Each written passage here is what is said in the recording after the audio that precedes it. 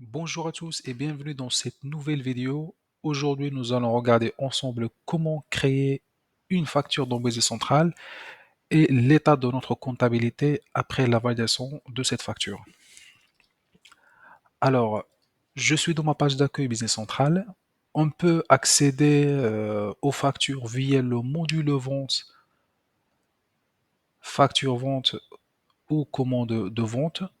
Ou bien, si nous souhaitons créer directement notre facture aux commandes vente, on peut le faire via le raccourci des actions, ici.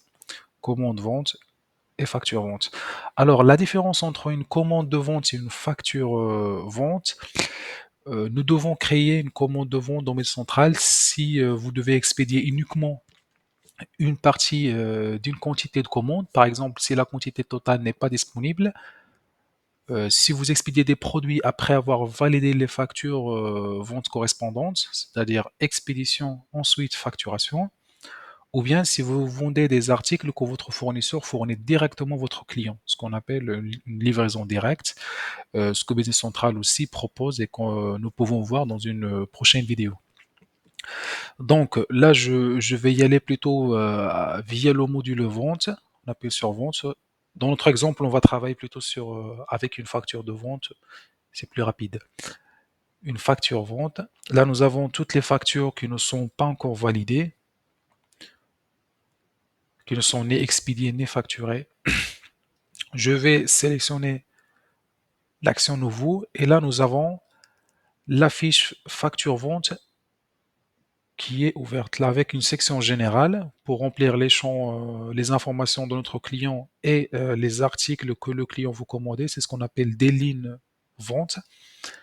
Les détails de ma facture avec les codes conditions de paiement, comment notre client va nous régler, c'est quoi le groupe compte à marché TVA que nous allons voir aussi dans une vidéo qui parle plutôt de la partie TVA et la section expédition et facturation où le client veut être expédié et c'est quoi l'adresse, son adresse de facturation. Alors là, je vais prendre mon exemple de la société Fractix. Je sélectionne mon client. On voit bien que Business Central a bien reconnu le contact sein de mon client et il a bien rempli aussi pas mal d'autres champs que nous allons voir tout de suite. Alors, dans la partie article, qui s'appelle les lignes vente, je vais choisir mes articles que je souhaite vendre. Donc là, je vais prendre des semelles avec juin. Je vais prendre une quantité de 15. Alors, nous pouvons facturer des articles de type stock, des articles que nous avons dans stock, des articles hors stock que notre fournisseur propose directement et que nous n'avons pas envie de les enregistrer dans notre stock, ou bien des articles de type service, une prestation de service. Mais nous pouvons ajouter des commentaires, une information que nous voulons noter dans la facture, un compte général qui va être répercuté directement sur notre plan comptable. Donc là, l'article, c'est ce que nous sommes en train de faire. Une ressource de type humaine aux machines, une immobilisation, dans le cas de la vente d'une IMO de l'entreprise, ou bien des frais annexes de type des frais de mise en service, des frais de transport, etc. Donc là, dans notre exemple, nous allons rester que sur un article unique. Donc là, nous avons les informations des prix qui sont déjà pré-remplis, avec un saut total de 12,45 € et avec une TVA de 20%.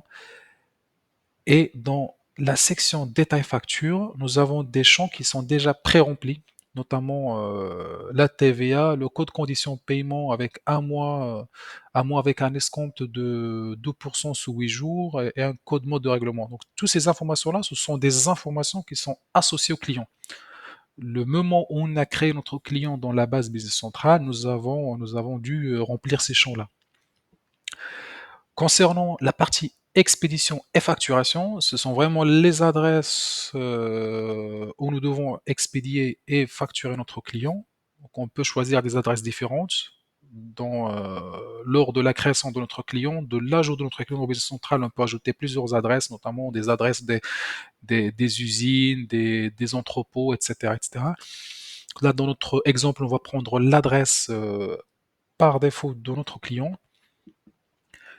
Et là, il ne nous reste que la facturation, la validation de notre facture. Donc là, nous avons pas mal d'actions possibles, notamment demander une approbation pour demander une approbation d'un manager ou d'un responsable de vente de la facture. Et l'action qui nous intéresse, la section plutôt, c'est la section valider. Donc là, valider, ça nous valide directement la facture dans notre stock et notre comptabilité. Valider et créer un nouveau document. Donc ça, c'est dans le cas où un jour on souhaite facturer faire de la facturation en masse par exemple. Valider et en même temps envoyer la facture validée à notre client. Donc, on va faire deux actions avec un seul bouton, donc ça c'est assez pratique. Ou bien l'action que je préfère, c'est l'aperçu compta. Ça va nous donner l'image de notre comptabilité après la validation de la facturation. Quand on fait un aperçu compta, on valide pas la facture, mais on va juste regarder notre comptabilité de cette facture. Donc là, si j'appuie dessus, par exemple, on voit bien que nous avons cette écriture comptable.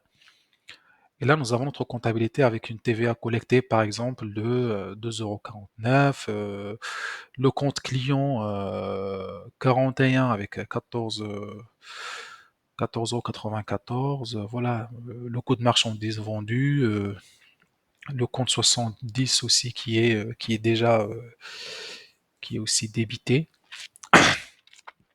Donc là, quand nous avons une vue un peu sur notre comptabilité, ben maintenant on est prêt à valider notre facture. Alors pour valider, c'est l'action valider. Oui, en fait, ça c'est une alerte qui dit que ce client a des écritures échues, c'est-à-dire qu'il a des factures qui ont dépassé la date d'échéance et qui n'ont pas été payées. Donc ça, c'est pas, ça bloque pas la validation de la facture, mais c'est juste une alerte pour prendre des actions directement à partir de cette fenêtre, qui est aussi très très pratique. Donc là, dans notre cas, on va valider et envoyer la facture validée à notre contact Lindalo de la société. Valider, envoyer. Là, je vais changer les éléments de mon envoi. Je vais faire adresse mail, oui, pièce jointe PDF, disque, donc ça, je vais faire aucun. Donc ça, c'est des éléments qu'on peut aussi configurer par client, c'est-à-dire la méthode d'envoi préférée du client. Donc ça, je ne l'ai pas configuré pour ce client, c'est pour ça qu'il me le propose. On peut aussi envoyer document électronique si on souhaite. Donc là, j'appuie sur OK. Utiliser les paramètres par défaut. OK. Voilà, là notre facture elle est envoyée au client avec un mail qui est déjà paramétré et nous avons aussi notre comptabilité qui est bien enregistrée avec un stock qui est déduit de la quantité commandée. Donc là, si je reviens par exemple sur mon plan comptable, hein, c'est juste pour vous montrer un petit exemple. Ça, c'est notre plan comptable au sein de la société. Si nous regardons par exemple le code clients nationaux, là, on voit bien que nous avons une écriture qui date du 30/11/2021 avec un montant de débit de 14,94 € pour le client Fractix. Donc c'est quand même c'est assez puissant la partie facturation et comptabilité au sein de Business Central. J'espère que j'étais assez clair dans cette vidéo. La prochaine vidéo, nous allons regarder la partie comptabilité en détail et je vous souhaite une très bonne journée.